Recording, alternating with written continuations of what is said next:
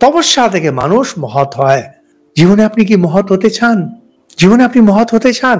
তপস্যা করুন।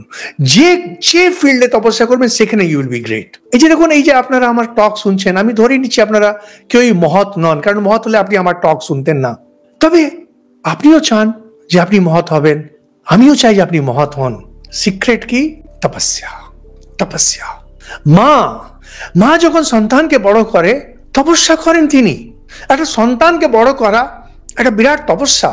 আর মা যত তপস্যা করবে সন্তান তত মহৎ হয়, আর মা যত তপস্যা করেন তিনি তত মহৎ হন।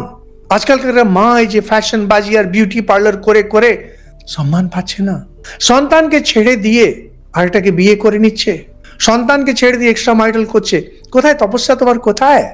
ধূপকাঠি যেভাবে পুড়লে সুগন্ধ দেয়, মা তপস্যা করলে মাতৃত্বের মহত্তা পায়।